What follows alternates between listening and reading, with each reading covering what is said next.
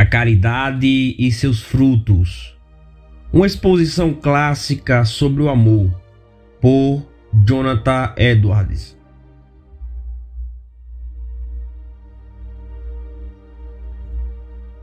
Sermão 1. A caridade ou amor é a soma de todas as virtudes. Ainda que eu falasse as línguas dos homens e dos anjos e não tivesse amor, seria como o metal que soa ou como o sino que tine.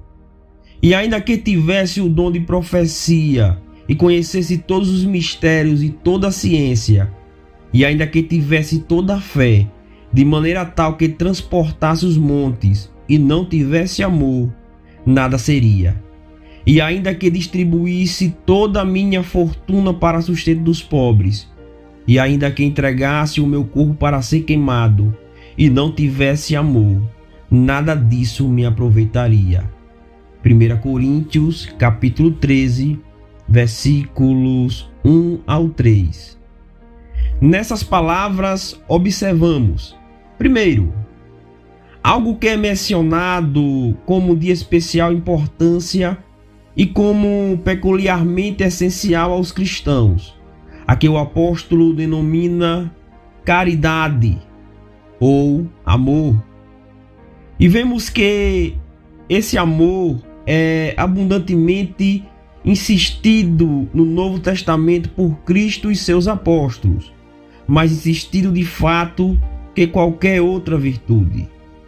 Contudo, a palavra caridade, como é usada no Novo Testamento, possui significado mais amplo do que o seu uso na linguagem comum.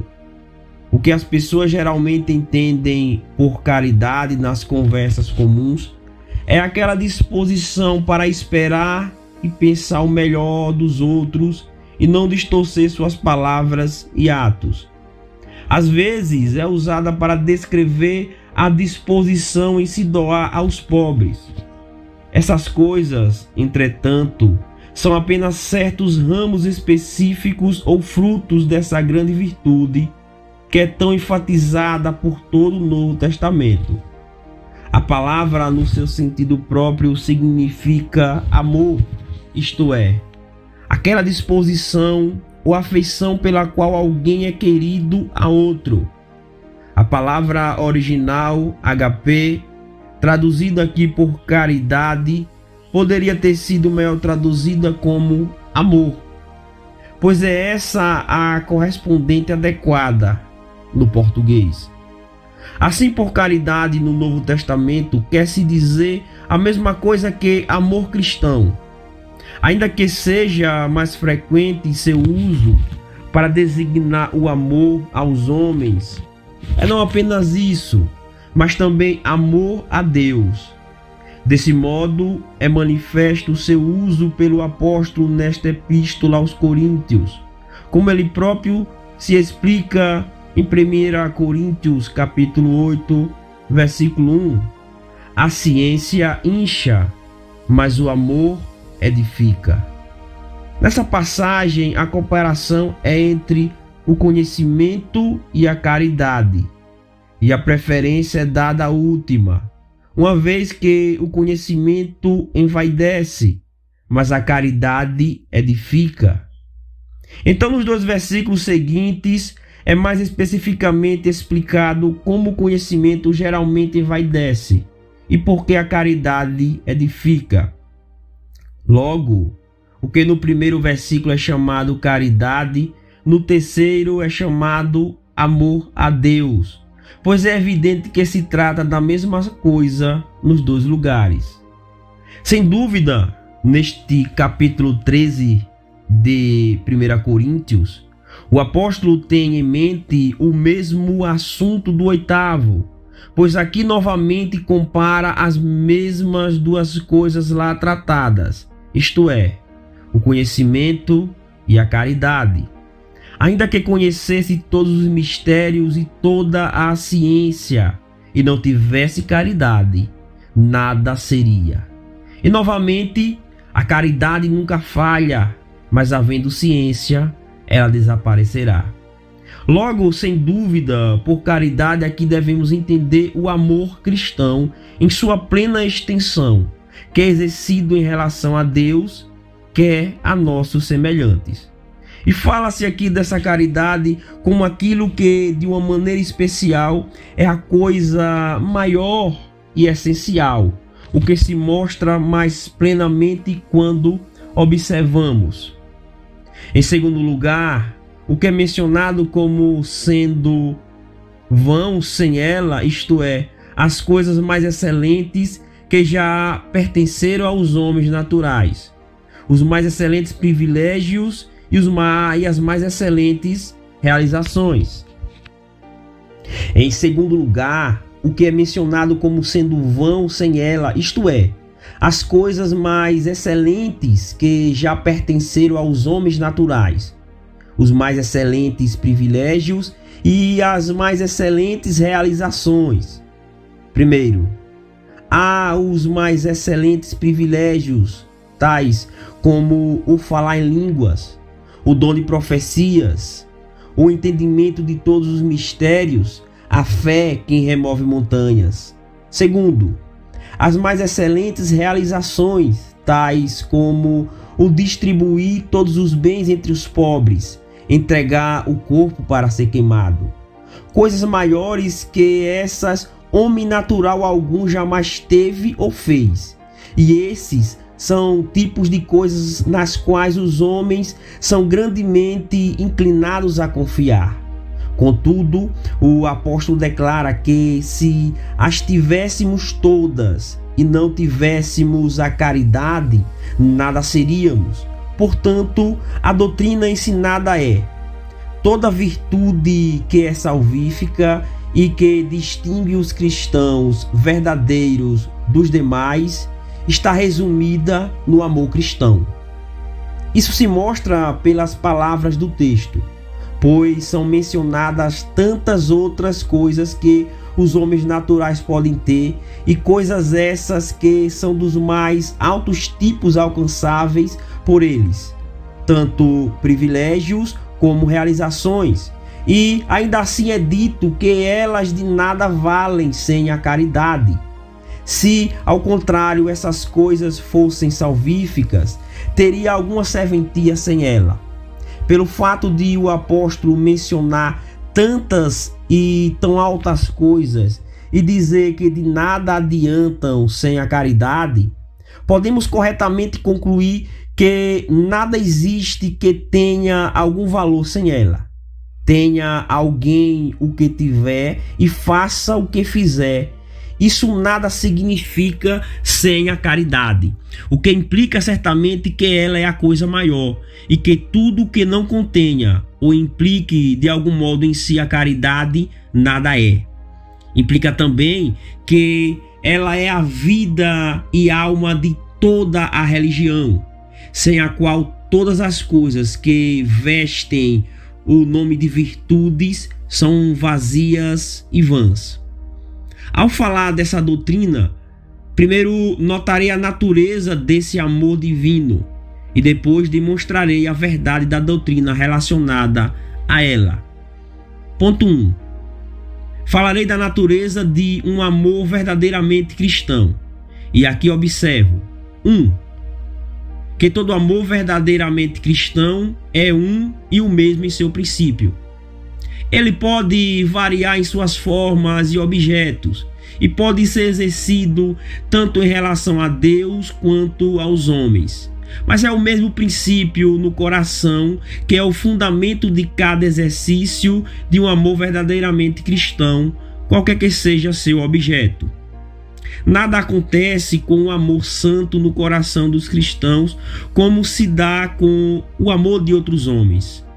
O amor deles, direcionado a diferentes objetos, pode derivar de diferentes princípios e motivos e ter diferentes objetivos. Mas isso não ocorre com um amor verdadeiramente cristão. Ele é um quanto a seu princípio, qualquer que seja o objeto em relação ao qual é exercido. porém da mesma fonte ou princípio no coração, embora possa fluir em canais diferentes e direções diversas. Portanto, pode-se defini-lo como justeza, com o único nome de caridade, como no texto.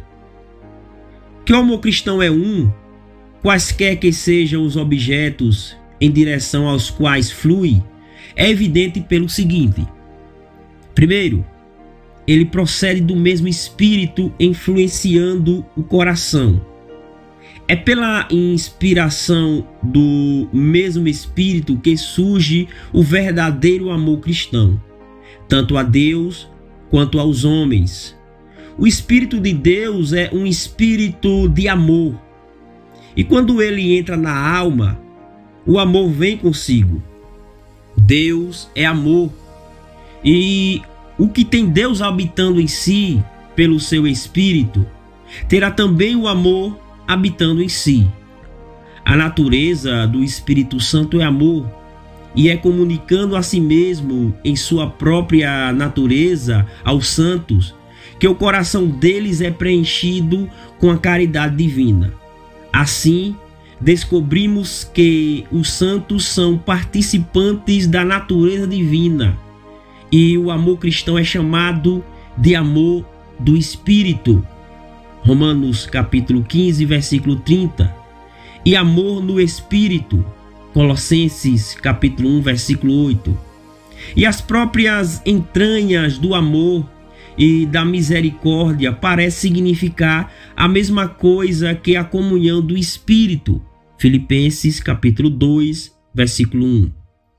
Também é esse Espírito que infunde amor a Deus. Romanos capítulo 5, versículo 5. E é pela habitação dele que a alma permanece no amor a Deus e ao homem. 1 João capítulo 3, versículo 23, versículo 24, capítulo 4, versículo 12 e versículo 13. Segundo, o amor cristão, tanto a Deus quanto ao homem, é operado no coração pela mesma obra do Espírito. Não há duas obras do Espírito de Deus, uma para infundir um espírito de amor a Deus e outra para infundir um espírito de amor aos homens, mas ao produzir uma, o Espírito produz a outra também. Na obra da conversão, o Espírito Santo renova o coração, dando-lhe um caráter divino. Efésios capítulo 4, versículo 23. E é um e o mesmo caráter divino que é assim operado no coração, que flui em amor, tanto a Deus quanto ao homem. Terceiro, quando Deus e o homem são amados com um amor verdadeiramente cristão, ambos são amados pelas mesmas razões. Quando Deus é amado corretamente, é amado por sua excelência e pela beleza de sua natureza, especialmente a santidade dela. E é pelo mesmo motivo que os santos são amados, por causa da santidade. Todas as coisas que são amadas com um amor verdadeiramente santo são amadas pelo mesmo respeito a Deus. O amor a Deus é o fundamento do amor gracioso aos homens. E os homens são amados quer porque sejam em algum aspecto semelhante a Deus, por possuírem sua natureza e imagem espiritual, quer devido à relação que tem com Ele, como seus filhos ou criaturas, como aqueles que são abençoados por eles, ou a quem sua misericórdia é ofertada, ou de algum outro modo relacionado a ele. Apenas observo que, embora o amor cristão seja um em seu princípio, é contudo distinta e variadamente denominado de dois modos, isto é, com respeito a seus objetos e aos modos como é exercitado, como por exemplo, seus graus.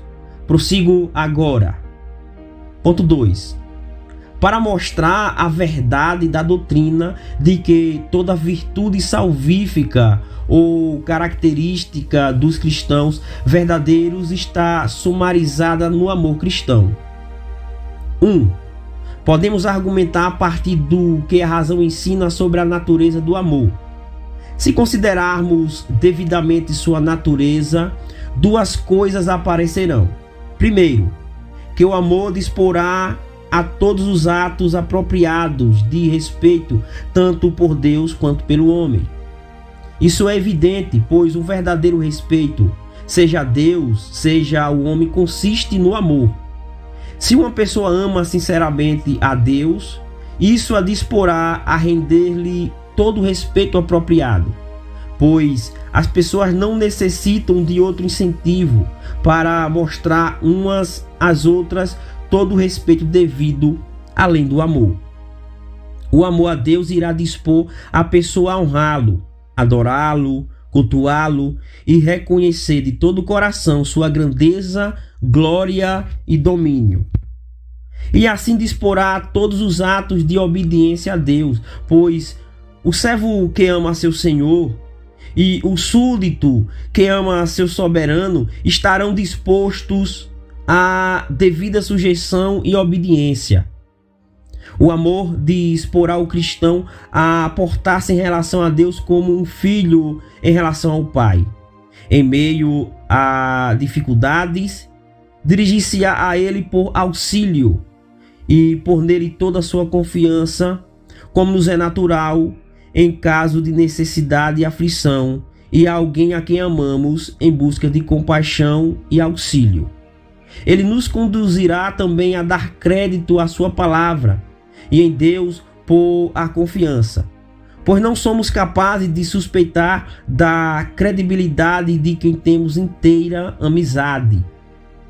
Também nos disporá a dar a Deus louvores pelas misericórdias que dele recebemos, do mesmo modo como estamos dispostos a ser gratos por qualquer bondade recebida da parte de nossos semelhantes que amamos. O amor novamente disporá nossos corações à submissão à vontade de Deus, pois estamos mais dispostos que se cumpra a vontade dos que amamos do que a de outros. Naturalmente, desejamos que aqueles que amamos sejam agradados e que sejamos agradáveis a eles. A verdadeira afeição e amor a Deus disporá o coração a reconhecer o direito que ele tem de governar e que é digno de o fazer, e assim disporá nosso coração à submissão. O amor a Deus nos disporá a andar humildemente na sua presença, pois o que ama a Deus está disposto a reconhecer a vasta distância entre Deus e si. Será agradável a essa pessoa exaltar a Deus e entronizá-lo acima de tudo e se rebaixar diante dele. Um cristão verdadeiro se deleita em ter Deus exaltado, enquanto ele próprio é humilhado, isso porque o ama. Está disposto a reconhecer que Deus é digno disso, e é com deleite que se lança ao pó perante o Altíssimo, devido a seu amor sincero por ele. Ademais, uma consideração devida da natureza do amor mostrará que ele dispõe as pessoas a todos os deveres relacionados ao próximo. Se as pessoas tiverem amor sincero por seu próximo, isso se disporá a todos os atos de justiça para com eles, pois o amor verdadeiro e a amizade sempre nos dispõe a dar o que é devido a quem amamos e nunca falhar com eles. O amor não pratica o mal contra o próximo. Romanos capítulo 13, versículo 10. E o mesmo amor disporá a falar a verdade ao próximo e tenderá a prevenir toda mentira, fraude e engano. As pessoas não estão dispostas a fraudar e atrair aqueles a quem amam, pois tratar os outros dessa maneira é tratá-los como inimigos. Mas o amor destrói a inimizade, Por isso, o apóstolo faz uso da unidade que deve haver entre os cristãos como um argumento para induzi-los à verdade entre si. Efésios capítulo 4, versículo 25. O amor nos disporá a andar humildemente entre as pessoas, pois um amor real e verdadeiro nos inclinará a ter pensamentos elevados acerca dos outros e pensar deles melhor que de nós mesmos. Disporá as pessoas a honrarem umas às outras, pois todos estão inclinados a pensar bem daqueles que amam e dar-lhes honra. Logo, pelo amor se cumpre aqueles preceitos. Honrai a todos. 1 Pedro, capítulo 2, versículo 17. E não façais por contenda ou por vanglória, mas por humildade. Cada um considere os outros superiores a si mesmo. Filipenses, capítulo 2, versículo 3. O amor nos disporá ao contentamento com a posição na qual Deus nos colocou, sem cobiçar coisa alguma que pertença ao próximo ou invejá-los por causa de qualquer bem que possuam. Disporá as pessoas à mansidão em sua postura para com o próximo e a não os tratar com paixão ou violência ou ardor de espírito, mas com moderação e calma em bondade. Avaliará e restringirá coisas como um espírito amargo, pois o amor não contém em si a amargura, mas é uma disposição gentil e doce e uma afeição da alma. Prevenirá tumultos e discussões e disporá os homens à paz e a perdoar a injúria recebida de outros, como é dito em Provérbios. O ódio excita contendas, mas o amor cobre todas as transgressões. Provérbios capítulo 10, versículo 12. O amor disporá os homens a todos os atos de misericórdia em relação ao próximo, quando estiverem em qualquer aflição ou calamidade, pois temos a propensão natural de nos compadecermos dos que amamos, quando estão aflitos. Disporá os homens a dar aos pobres, a suportar a carga uns dos outros e a chorar com os que choram, bem como alegrar-se com os que se alegram. O amor disporá os homens aos deveres que têm uns para com os outros, nas suas diversas posições e relações. Disporá um povo a todos os deveres que tem para com as autoridades e a dar a elas toda a honra e sujeições devidas. E disporá as autoridades a governarem o povo sobre o qual estão estabelecidas de maneira justa, séria e fiel, buscando o seu bem e não qualquer benefício próprio. Também disporá um povo a todo dever apropriado para com os pastores, a ouvir seus conselhos e instruções, a submeter-se a eles na casa de Deus e a apoiá-los, ser simpáticos e orar por eles, pois são como os guardas de sua alma. E disporá os ministros a fiel e incessantemente buscarem o bem das almas de seu povo, vigiando por eles como quem deve prestar contas. O amor disporá a devida conduta entre superiores e inferiores, disporá os filhos a honrarem seus pais e os servos a obedecerem seus senhores, não com fingimento, mas com sinceridade de coração, e disporá os senhores ao exercício da gentileza e bondade para com seus servos. Assim, o amor deve dispor a todos os deveres, tanto para com Deus quanto para com os homens. E se assim disporá a todos os deveres, segue-se que a raiz e fonte, e por assim dizer, um sumário de todas as virtudes. É um princípio que, se for implantado no coração sozinho, é suficiente para produzir toda boa prática e toda reta disposição para com Deus, e o homem está nele resumida, e dele procede como um fruto de uma árvore ou um regato de uma fonte. Segundo, a razão nos ensina que quaisquer realizações ou aparentes virtudes que existam sem o amor são fingidas e hipócritas. Se não houver amor no que as pessoas fazem, então não há respeito verdadeiro para com Deus em sua conduta. E se assim for, é certo que não há sinceridade também. A religião nada é sem o devido respeito a Deus. A própria noção de religião entre os homens é a de um exercício e expressão por parte da criatura de respeito para com o Criador. Mas se não há respeito e amor verdadeiros, então tudo que é chamado religião nada é mais do que uma aparente exibição, e nela não há verdadeira religião, mas é tudo falso e vão. Logo, se a fé de uma pessoa for de tipo tal que não haja verdadeiro respeito a Deus nela, a razão ensina que deve ser vã, pois se não há amor a Deus, também não pode haver real respeito a Ele.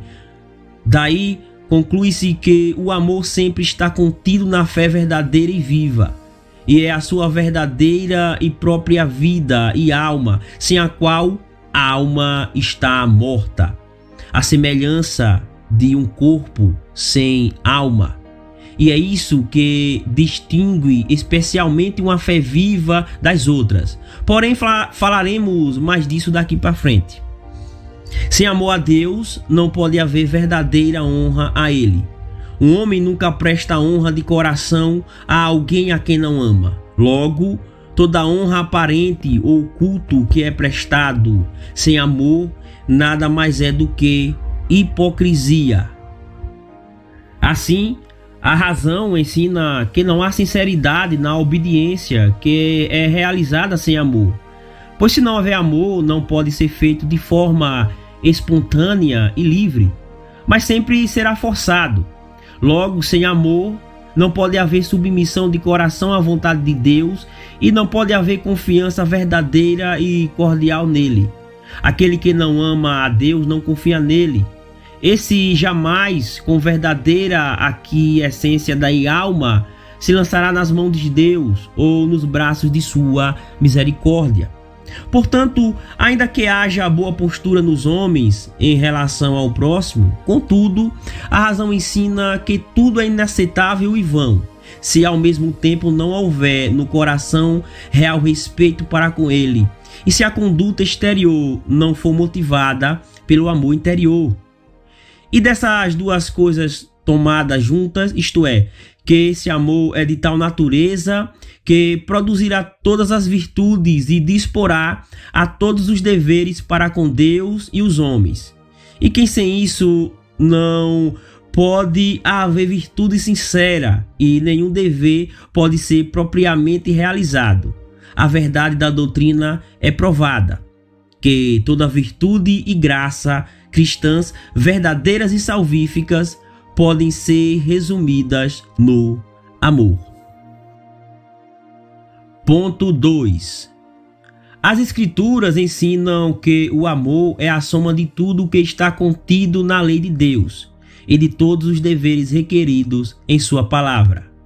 Esse é o ensino da Escritura sobre a lei em geral e sobre cada tábua da lei em particular. Primeiro, as Escrituras ensinam isso quanto à lei e à palavra de Deus em geral. Por lei, nas Escrituras, às vezes se denomina a íntegra da palavra escrita de Deus, como no Evangelho de João. Não está escrito na vossa lei, eu disse, sois deuses? João capítulo 10, versículo 34. Outras vezes, por lei, se denominam os 5 livros de Moisés, como em Atos, onde se distingue entre a lei e os profetas. Atos capítulo 24, versículo 14. Ainda outras vezes por lei se tem em vista os 10 mandamentos, como contendo a soma de todo o dever da humanidade e de tudo o que é exigido como de universal e perpétua obrigação. Mas quer tomemos a lei apenas no sentido dos 10 mandamentos, que é incluindo o todo da palavra escrita de Deus, as Escrituras nos ensinam que a soma do que nela é requerido é o amor. Assim, quando pela lei se tem em vista os 10 mandamentos, é dito em Romanos: quem ama os outros, cumpriu a lei.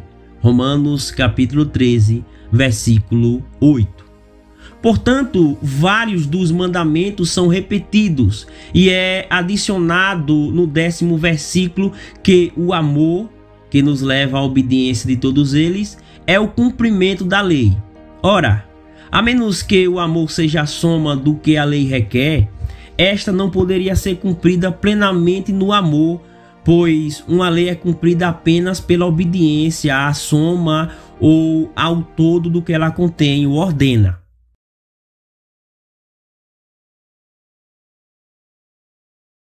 Ponto 3.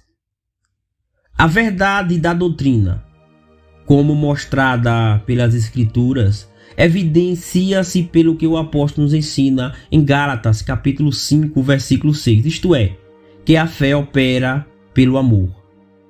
Uma fé verdadeiramente cristã é aquela que produz boas obras, mas todas as boas obras que ela produz são pelo amor. Disso, duas coisas são evidentes para o presente propósito. Primeiro, que o amor verdadeiro é um ingrediente em uma fé verdadeira e viva, e é o que é mais essencial e distinto nela. O amor não é ingrediente numa fé meramente especulativa, mas é a vida e a alma de uma fé prática. Uma fé verdadeiramente prática ou salvífica é tanto luz quanto calor, ou melhor, luz e amor, enquanto uma fé meramente especulativa é apenas luz sem calor. Nela falta calor espiritual, ou o amor divino, logo para nada serve e é vã. Uma fé especulativa consiste apenas no assentimento do entendimento, mas na fé salvífica também há o consentimento do coração. A fé, que é apenas do primeiro tipo, não é melhor que a dos demônios, pois eles também possuem fé, até onde seja possível tê-la sem amor. Eles creem e tremem. Mas o consentimento verdadeiramente espiritual do coração não pode ser diferenciado do amor do coração. Aquele cujo coração consente em Cristo como Salvador tem amor verdadeiro por ele como tal, pois o fato do coração sinceramente consentir no caminho da salvação por Cristo não pode ser diferenciado de amar esse caminho da salvação e descansar nele. Há um ato de escolha ou eleição na verdadeira fé salvífica, na qual a alma escolhe Cristo para seu Salvador e porção, e o aceita e abraça como tal. Porém, como foi observado antes, uma eleição ou escolha pela qual ela, desse modo, escolhe Deus e Cristo, é um ato de amor, o amor de uma alma abraçando como seu mais querido amigo e porção. A fé é um dever que Deus requer de todos. Somos ordenados a crer, e a incredulidade é um pecado proibido por Deus. A fé é dever requerido na primeira tábua da lei e no primeiro mandamento dessa tábua. Portanto, conclui-se que está compreendida no grande mandamento: amarás ao Senhor teu Deus de todo o teu coração. Logo, segue-se que o amor é a coisa mais essencial da fé verdadeira.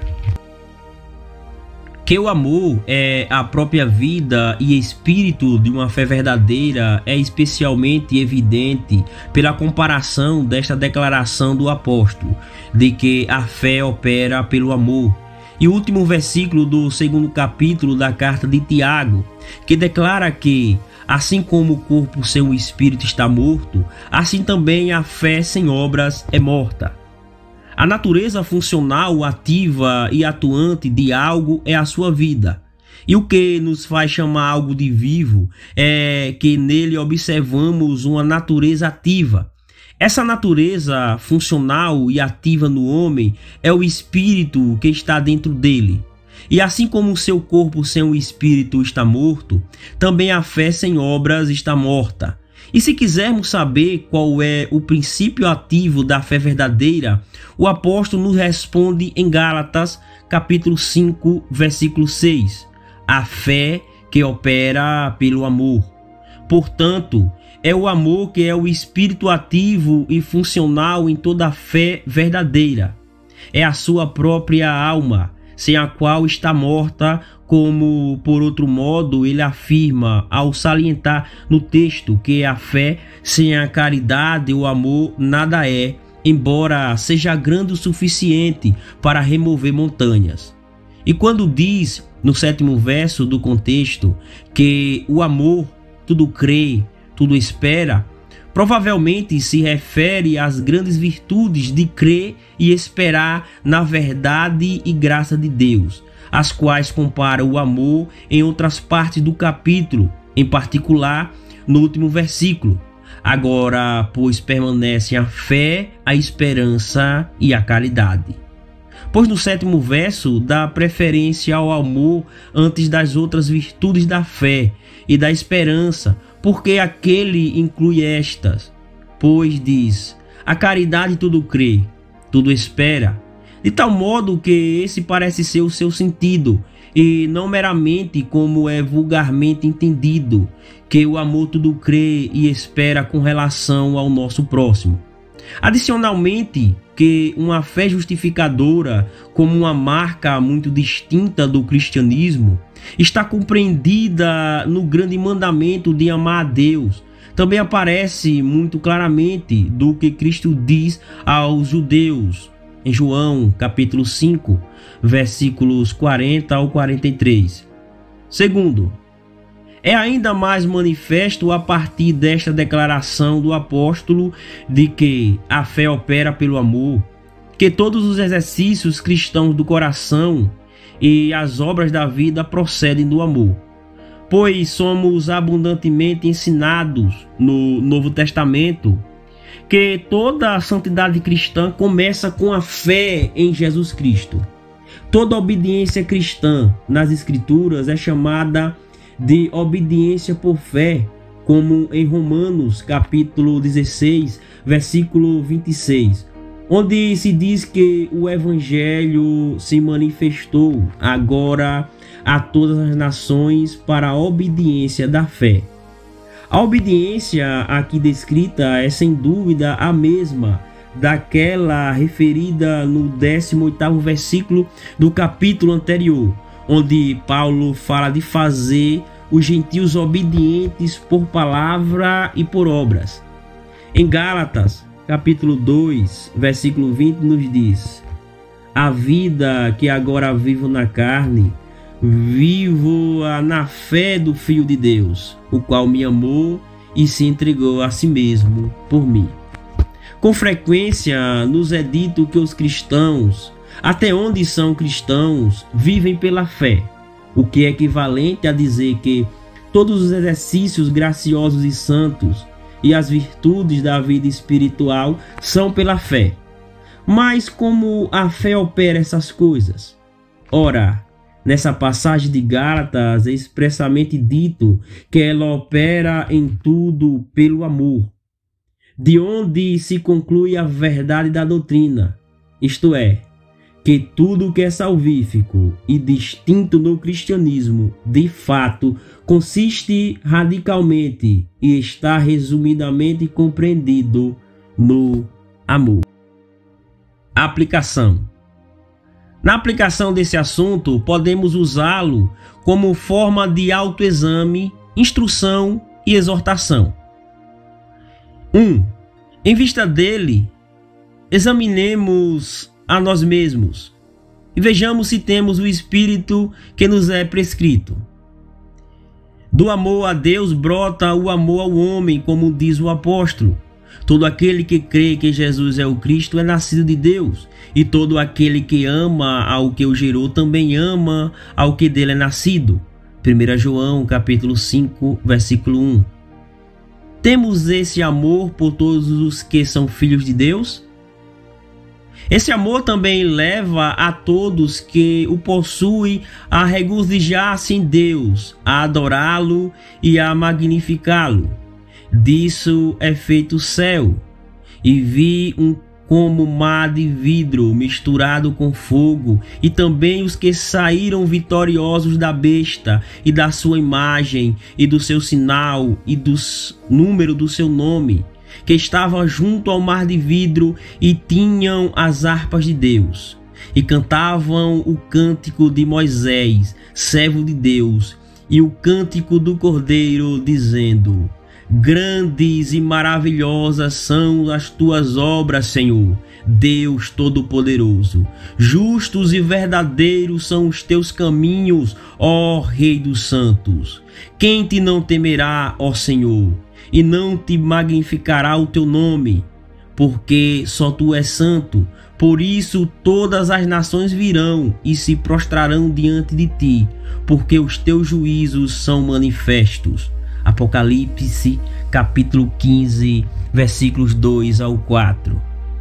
Nós nos deliciamos desse modo em Deus e nos regozijamos em seu culto e em magnificar o seu santo nome. Esse amor também leva os que o possuem a sinceramente desejar e ardentemente se esforçar para fazer bem ao próximo. Nisto conhecemos o amor, que Cristo deu a sua vida por nós, e devemos dar nossa vida pelos irmãos. 1 João capítulo 3, versículo 16. É esse Espírito que habitou em Jesus Cristo, o mesmo que reina em nossos corações e é visto em nossa vida diária? O assunto também pode ser útil. 2. Como instrução.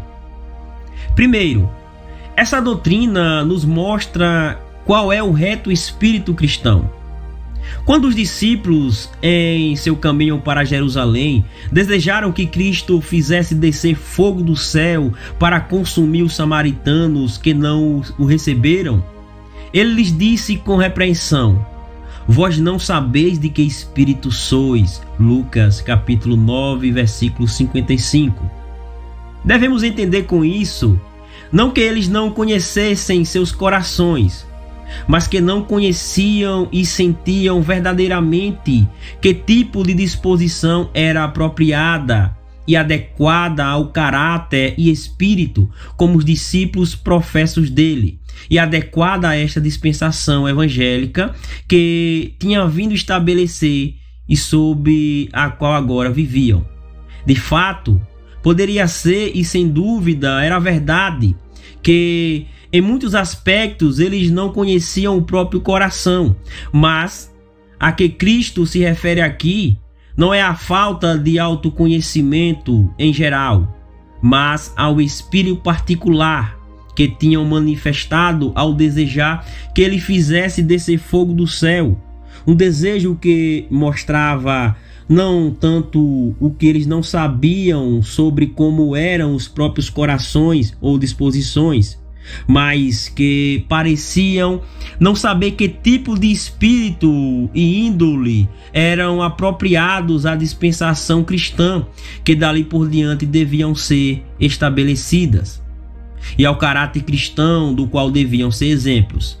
Eles mostraram sua ignorância da verdadeira natureza do reino de Cristo, que esse devia ser um reino de amor e paz, e não sabiam que um espírito vingativo não era apropriado para eles como discípulos.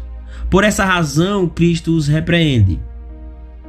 E sem dúvida, há muitos hoje que devem ser enormemente repreendidos por esse motivo, pois, embora estejam há tanto tempo na escola de Cristo e debaixo dos ensinos do Evangelho, ainda permanecem em grande equívoco quanto ao tipo de espírito que deve ser um espírito verdadeiramente cristão e que é apropriado aos seguidores de Cristo e à dispensação sob a qual vivem.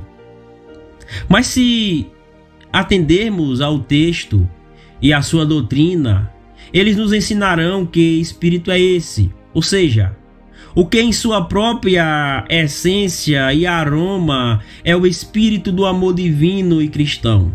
Esse pode, por razão de eminência, ser chamado o espírito cristão, pois é mais insistido no Novo Testamento que qualquer outra coisa que diga respeito, quer a nosso dever ou ao nosso estado moral.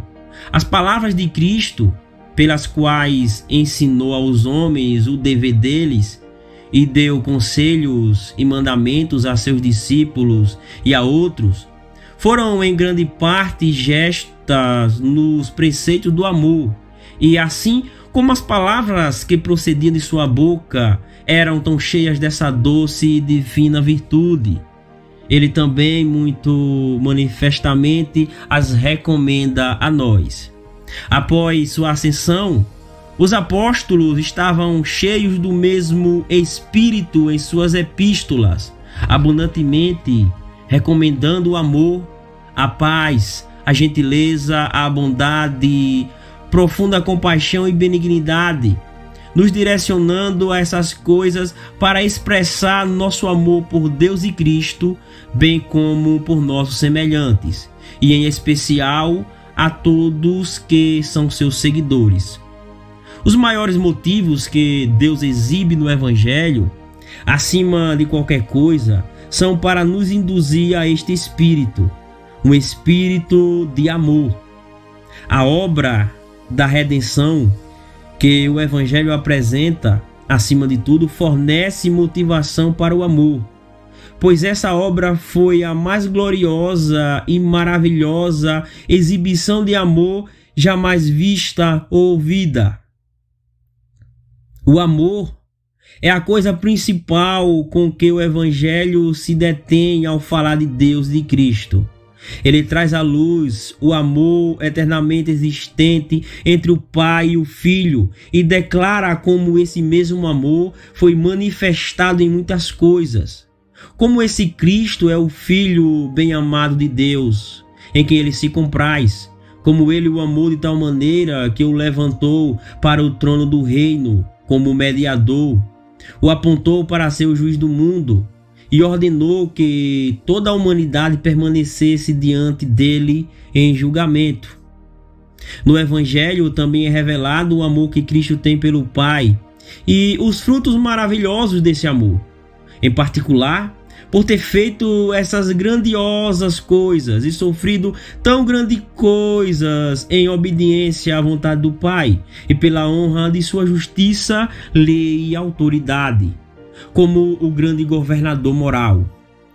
Lá está revelado como o Pai e o Filho são um em amor, para que fôssemos induzidos em espírito semelhante a ser um com eles e uns com os outros, conforme a oração de Cristo em João capítulo 17, versículos 21 a 23, a fim de que todos sejam um, e como és tu, ó Pai, em mim e eu em ti, também sejam eles em nós, para que o mundo creia que tu me enviaste. Eu lhes tenho transmitido a glória que me tens dado, para que sejam um como nós o somos, eu neles e tu em mim, a fim de que sejam aperfeiçoados na unidade, para que o mundo conheça que tu me enviaste e o amaste, como também amaste a mim. O Evangelho também nos declara que o amor de Deus foi desde a eternidade, e nos lembra que ele amou os que são redimidos por Cristo antes da fundação do mundo, e que lhes deu o Filho, e que o Filho os amou como sua propriedade.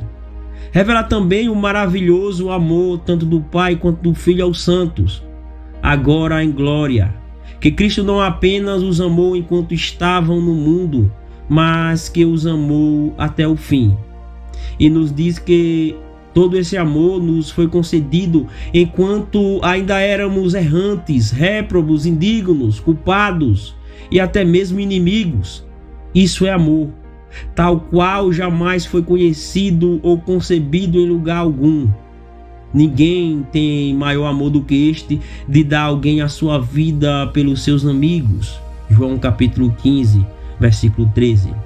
Dificilmente alguém morreria por um justo, mas Deus prova o seu próprio amor para conosco pelo fato de ter Cristo morrido por nós, sendo nós ainda pecadores, quando inimigos. Romanos capítulo 5, versículos 7 ao 10. Deus e Cristo aparecem na revelação do Evangelho como vestidos com amor, como assentados, por assim dizer, em um de misericórdia e graça, um assento de amor, rodeados com os doces raios de amor. O amor é a luz e glória que circundam o trono sobre o qual Deus está assentado. Parece que se tem isso em mente na visão que o apóstolo João, este amável e amado discípulo, teve de Deus na ilha de Pátimos. E o arco celeste estava ao redor do trono e era semelhante à esmeralda. Apocalipse capítulo 4, versículo 13. Ou seja, em redor do trono sobre o qual Deus se assentava, de modo que Deus apareceu a ele enquanto se assentava no trono, como se rodeado com um círculo de luz muito doce e agradável, como as belas cores do arco-íris e como esmeralda, que é uma pedra preciosa de cores muito agradáveis e belas, representando assim que a luz e a glória com as quais Deus aparece cercado no Evangelho é especialmente a glória de seu amor e graça pactual, pois o arco-íris foi dado a Noé como um sinal de ambos. Portanto, é evidente que este mesmo espírito de amor, é o espírito ao qual a revelação do Evangelho especialmente motiva e induz. E esse é especial e eminentemente o espírito cristão, o correto espírito do Evangelho. Segundo, se assim for de fato que tudo que é salvífico e distinto em um verdadeiro cristão está sumariamente compreendido no amor, então os professantes do cristianismo podem ser ensinados quanto às suas experiências, se são experiências cristãs ou não. Se forem, então o amor é a soma e substância delas. Se as pessoas tiverem a verdadeira luz do céu introduzida em suas almas, não é uma luz sem calor. O conhecimento divino e o amor divino andam juntos. Uma contemplação espiritual das coisas divinas sempre incita o amor na alma e arrasta o coração em amor a cada objeto próprio. Verdadeiras descobertas do caráter divino nos dispõem a amar a Deus como um bem supremo. Elas unem o coração em amor a Cristo, inclinam a alma para transbordar em amor ao povo de Deus e a toda a humanidade. Quando as pessoas fazem uma verdadeira descoberta da excelência e suficiência de Cristo, esse é o efeito. Quando experimentam a crença certa da verdade do Evangelho, essa crença é acompanhada pelo amor. Elas amam aquele que crê em ser o Cristo, o Filho do Deus vivo. Quando a verdade das gloriosas doutrinas e promessas do Evangelho é vista, essas doutrinas e promessas são como muitas cordas que agarram o coração e induzem ao amor a Deus e a Cristo. Quando as pessoas experimentam uma verdadeira confiança e segurança em Cristo, confiam nele com amor e assim o fazem com deleite e doce aquiescência de alma. A esposa sentou-se sob a sombra de Cristo com grande deleite e descansou docemente sob sua proteção porque o amava. Cantares de Salomão, capítulo 2, versículo 2. Quando as pessoas experimentam o verdadeiro conforto e alegria espiritual, sua alegria é a alegria da fé e do amor. Não se regozijam em si mesmas. Terceiro, essa doutrina mostra a amabilidade de um espírito cristão. Um espírito de amor é um espírito amável, é o espírito de Jesus Cristo, é o espírito do céu. Quarto, Essa doutrina mostra a delícia da vida cristã. Uma vida de amor é uma vida agradável. Tanto a razão quanto as escrituras nos ensinam que feliz é o homem que acha sabedoria, e que seus caminhos são caminhos de delícias e todas as suas veredas paz. Provérbios capítulo 3, versículos 13 e 17. Quinto, daí podemos aprender a razão pela qual a contenda tende tanto para a ruína da religião. As escrituras nos dizem que ela tem essa tendência, porque onde há inveja e espírito faccioso, aí há perturbação e toda obra perversa. Tiago capítulo 3, versículo 16. Isso também descobrimos por experiência. Quando a contenda chega a um lugar, parece impedir todo o bem.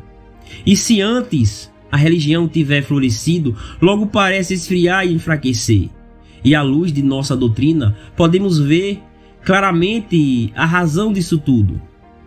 É porque a contenda é diretamente oposta àquilo que o próprio sumário de tudo que é essencial e distinto no verdadeiro cristianismo, isto é, um espírito de amor e paz. Não é de maravilhar-se, portanto, que o cristianismo não possa florescer em tempo de brigas e contendas entre seus professantes. Não é de admirar que a religião e a contenda não possam conviver. Sexto, daí então, que vigilância e guarda devem os cristãos manter contra a inveja e malícia e todo tipo de amargura de espírito em relação ao próximo, pois essas coisas são o inverso da verdadeira essência do cristianismo.